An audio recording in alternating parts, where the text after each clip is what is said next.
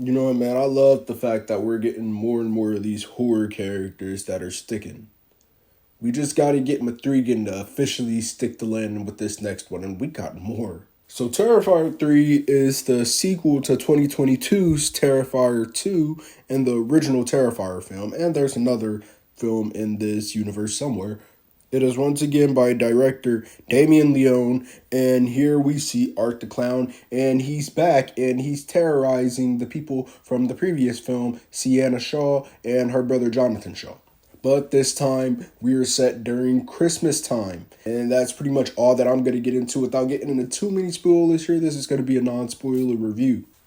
Just a heads up, I've never seen any of the Terrifier films until this year, or maybe I'd seen the original Terrifier sometime and didn't really pay much attention, but I didn't watch any of them until this year before this film came out, because I realized that, like, with the second one, everybody was getting, like, super hot on the IP on the series, and I was like, whoa, like, okay, let me get on to this, and I never got a chance to go see that in theaters. But yeah, so I had never seen any of these films until this year, and so I just watched the first one like a few weeks ago, and I was like, that was, like, I don't know about that.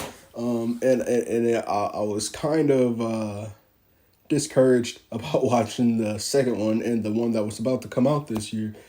I didn't get a chance to watch the second one before going to see this one in theaters, but I don't think it's pivotal that I watched it. From what I've seen in theaters, I pretty much got the gist of, what was going on in the second film, and I mean, I'm gonna watch it, probably try to get that in the can today or tomorrow, but I pretty much got the gist of what that one thing is about with this film. And you know what, man? I think I kind of dig this franchise now. I think I really do see why Art the Clown has started to catch on, and he started to develop this cult-like fan base like other horror characters have. But before we get too deep, we're going to get into this thing like we do every single time here, and we are going to get into some of the good. We're going to get into some of the bad, and then we're going to get into some of these stats, my guy. So let's start off with the good.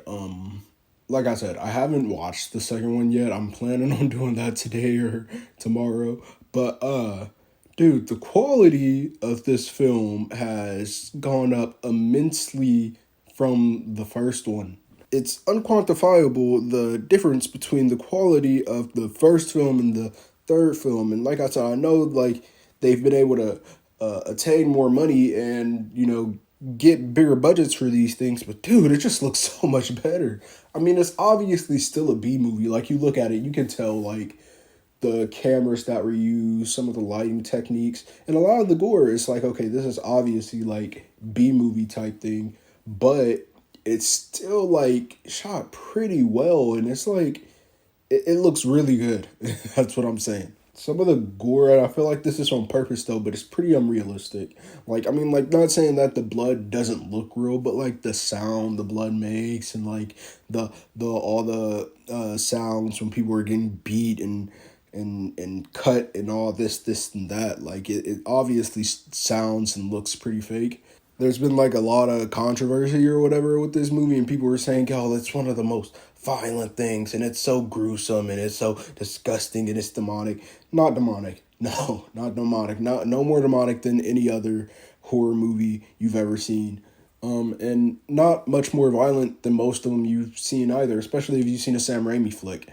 Now, is there a lot of violence in this film? Yeah, it's a lot of violence in this film. There's a lot of blood in this film. But, like, it's still a film. Like, I don't think it's definitely sadistic. It's definitely masochistic. It's definitely super violent, like incredibly violent. But no, it's not like anything crazy out of the ordinary or anything. You don't need a barf bag. You're not gonna get queasy unless you just don't comprehend that this is not real. You're not gonna get queasy or anything. You're not gonna none of that, dude. It's just a film. It's just a film. But a lot of these kills do like go out of the bounds of like what most horror films, especially like studio horror films, will do. And of course, because this is an indie project, and that's what's allowed Damien Leone to incorporate so much gore and so much of these, wicked kills that he does. It's pretty much why he's been staying independent. The story with the main characters in this film, Sienna Shaw and her family, it's interesting, and it's never like something where it's like, oh, I'm bored watching these characters and I want to see killing. And I think that's a good thing, because a lot of times in horror movies, it'll be like, okay, I'm bored with these characters. I just want to see the slasher come and do his thing. But no, it's honestly like a pretty even ground. Like, you get pretty interested watching Sienna Shaw traverse her life and try to deal with the trauma that she's had from her last encounter with Art the Clown. And it's at the same time very entertaining to see Art the Clown do his whole shtick and, be silly and over the top and all this, and that. And then he gets to murdering people. A few flaws on the bad side. The movie's pacing is super off.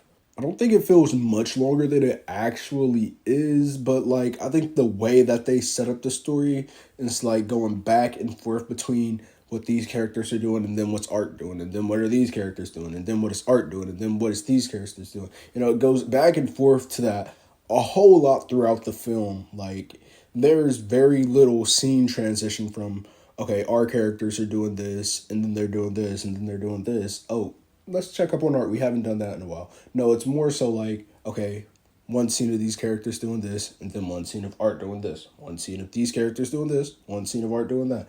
And it kind of breaks the pacing a lot when we're telling the story in that way, because we never really get a good chance to focus on the characters, and it slows the film down.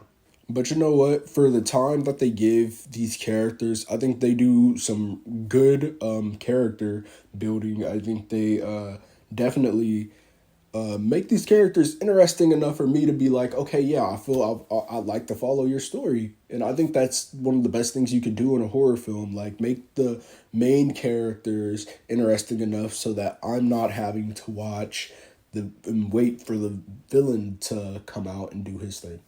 There's a few wonky performances, and a few performances that are just kind of lackluster, and but like, I think that's just a staple of the horror franchise. Like, I don't think I've ever seen one horror movie where there hasn't been at least one character that was a little off in it. So that is what it is. I could take it. You could take it. You could leave it. Whatever.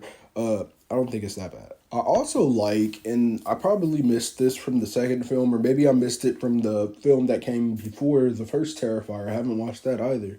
But I really like the way they've been able to spin this lore from Art the Clown to now being an even bigger presence and an even bigger being than just, some guy dressed up as a clown. Because, like, obviously with the first film, it's like, okay, there's something up with this guy. I don't think he can't be regular, could he?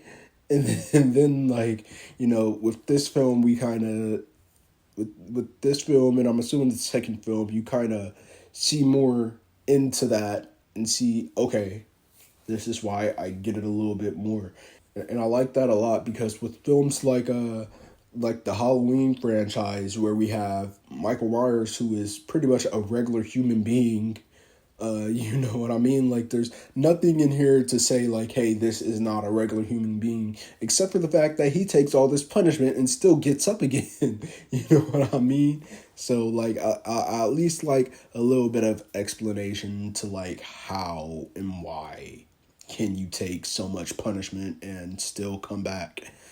But yeah, I like the twist on the lore to make it kind of mystic and kind of like magical and whatnot. Like, it's not like just some ordinary story. It's gotten more oomph to it. It's gotten more in the background that we don't necessarily completely understand yet, and that we know is going to be eventually explained. And I like that about this film. I like that about this franchise. So ultimately, man, I walked out of this one and I'm like, yo, I want to know more. Like, I get it, and I want to know more about this world. I want to know more about these characters. I want to know more about Art the Clown and like how his whole thing works, you know.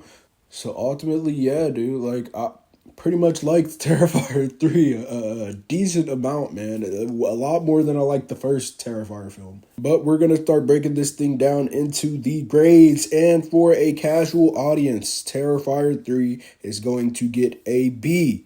For movie fans, Terrifier 3 is going to get a C. And for critics, Terrifier 3 is going to get a C minus. When you're asking me about Terrifier 3, I think I can comfortably say that you can go ahead and add this thing to your collection. Yeah, dude, that's pretty much all of my thoughts on Terrifier 3. I'm going to try to watch the second one soon because I really enjoyed this one a lot. I did. I had a really fun time watching this film, and I'm really into it. And like I said, I get why people are so obsessed and enamored with Art the Clown now. I get it. I understand it now. And especially, there was this hilarious scene in this film with two hilarious scenes. There's this one where Arthur Clown is listening to these people and they're talking about him, and like his reactions to like what they're saying about him are just absolutely hilarious. That and the scene where he meets Santa Claus, that's in like every trailer. The scene where he meets Santa Claus in the bar, and it's hilarious, absolutely hilarious. Love it. But yeah, that's pretty much all that I got here for you guys today. It's like 6 a.m. It's going on 7. I meant to get this thing recorded yesterday so I could have it out either yesterday or this morning. But I'm going to get this thing edited as soon as possible and get it out hopefully by 10 p.m., 10 a.m., 10 a.m., noon. I don't know, dude. It's early. Usually I'm headed to work right now. I will see you guys next time. Later.